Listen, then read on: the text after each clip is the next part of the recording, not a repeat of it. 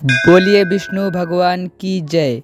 मेरे प्रिय भक्तों, श्रोतागण, भाइयों बहनों एवं माताएं, आज हम आपको श्रवण कराएंगे आषाढ़ शुक्ल पक्ष की देवशयनी एकादशी की पावन अमृतमयी पौराणिक व्रत कथा।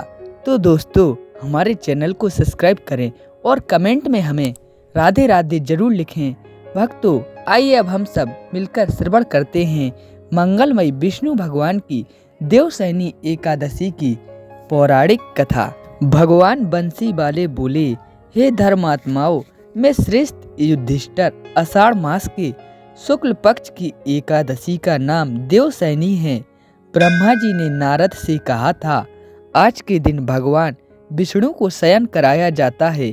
कार्तिक शुक्ला एकादशी को जागते हैं। चतुर्थ मास का व्रत इस एकादशी से प्रारंभ होता है। जो मनुष्य ब्रह्मचर्य का पालन कर चतुर्थ मास का व्रत करते हैं, वह विष्णु भगवान को प्रिय हैं। शिवलोक में उनकी पूजा होती है। सब देवता उसे मिलकर नमस्कार करते हैं। चंद्रयानी कठिन व्रत भी यही चतुर्थ मास के व्रती को समाप्ति के समय करना चाहिए। ब्राह्मणों को भोजन दक्षिणा से प्रसन्न करें।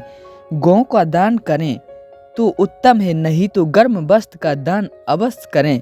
और तिल के साथ मिलाकर जो स्वर्ण दान करते हैं, वह मोक्ष और भोग दोनों को प्राप्त होते हैं। गरीबों के लिए गोपी चंदन के दान से भगवान प्रसन्न होते हैं। हल्दी के दान से गौरी शंकर जी को प्रसन्न होती हैं। और चांदी के पात्र भरकर हल्दी का दान देना बामन भगवान की प्रसन्नता के लिए है। ब्राह्मणों को दही भात का भोग लगाना चाहिए। चतुर्थ मास में एक बार भोजन करते हैं, वह स्वर्ग को जाते हैं। इस व्रत में जो तथा चावल इत्यादि अभ्यागतों को निकालते एवं खिलाते हैं तो स्वर्ग को जाते हैं। अब पद्मा एकादशी के महात्म्य की एक पौराणिक कथा है। मैं कहता हूँ, सूर्यवंश में माधांता राजा प्रसिद्ध सत्यवादी अयोध्यापुरी में राज किया करते थे। एक समय उनके राज्य में अकाल पड़ गया। प्रजा दुखी होकर भूख से मरने लगी। हवन आदि शुभ कार्य सब बंद हो गए। राजा को कष्ट हुआ। इसी चिंता में वन को चल पड़ा। अंगिरा ऋषि के आश्रम में जाकर कहने लगा, हे सप्त ऋषियों, मैं श्रेष्ठ अंगिरा जी में आपकी शरण हूँ। मेरे राज्य में अकाल पड़ गया है। प्रजा कहती है, राजा के पापों से प्रजा को दुख मिलता है और मैंने अपने जीवन में किसी प्रकार का कोई पाप नहीं किया। आप दिव्य दृष्टि से देखकर कहो, अकाल पड़ने का क्या कारण है?